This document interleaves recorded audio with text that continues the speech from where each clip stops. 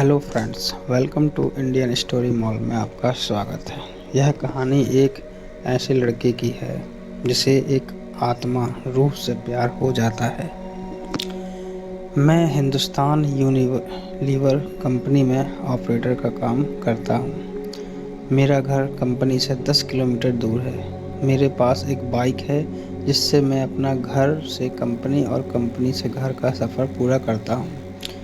एक दिन ऑफिस से घर जा रहा था तो रास्ते में मुझे मेरे कॉलेज जिसमें मैंने अपनी ग्रेजुएशन पूरी की थी उसके सामने बाहर एक लड़की दिखाई दी जो मुझे देखकर मुस्कुरा रही थी।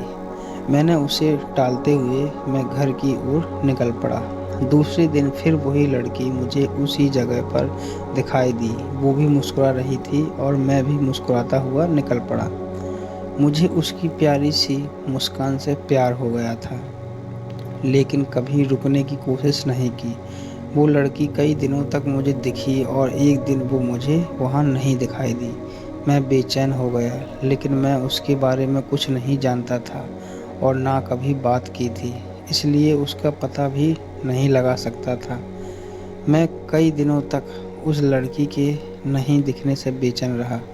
कई बार तो मैं कंपनी से जल्दी निकलकर उसका इंतज़ार भी करता, पर वो मुझे नहीं दिखी। एक दिन मेरे मोबाइल पर किसी अनजाने नंबर से फ़ोन आया और मैंने फ़ोन उठाया तो एक लड़की बोली। उसने मेरा नाम पूछा और मुझसे बात करने लगी और बताया कि मैं वही लड़की हूँ जिससे तुम रोज़ बाइक से गुजरते हुए देखा करते थे।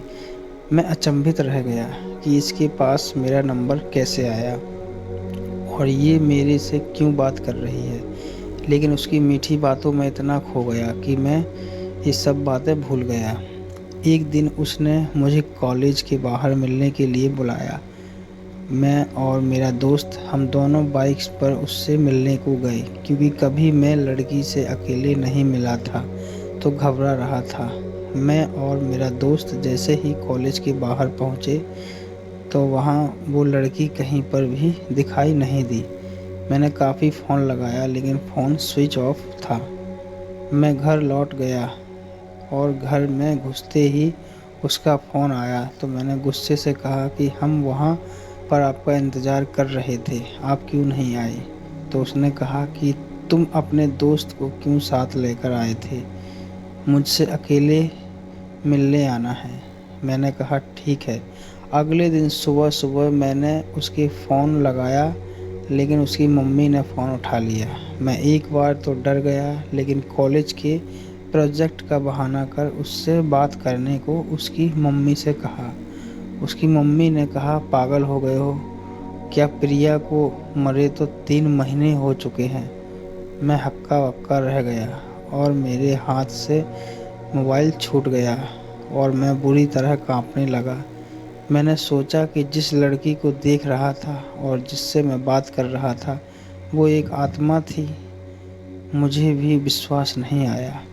मैंने अगले दिन फिर प्रिया की मम्मी को फ़ोन लगाकर सारी घटना सुनाई तो उसने कहा, मेरी बात पर यकीन ना हो तो मेरे घर आकर देख लो। मैं प्रिया के घर गया तो प्रिया के फ़ोटो पर माला लगी थी। उसकी माँ ये घटना सुनकर भावुक हो गई, लेकिन उस दिन से मैंने अपनी वो सिम निकाल कर फेंक दी और नए नंबर से ले लिए और फिर कभी फ़ोन नहीं आया। लेकिन आज भी मैं अनजान नंबर से अक्सर सहम जाता हूँ। मित्रों, अगर आपको मेरी आप बीती पसंद आए तो शेयर ज़रूर करें। ये कहानी मैं प्रिया को समर्पित करता हूँ और आईजीएस को धन्यवाद देता हूँ कि उन्होंने मेरी आप बीती को आप लोगों तक पहुँचाया। दोस्तों, वीडियो अच्छी लगी हो तो लाइक करें, कमेंट करें और वीडियो चैनल पर नए हो तो चैनल को सब्सक्राइब जरूर करें। धन्यवाद।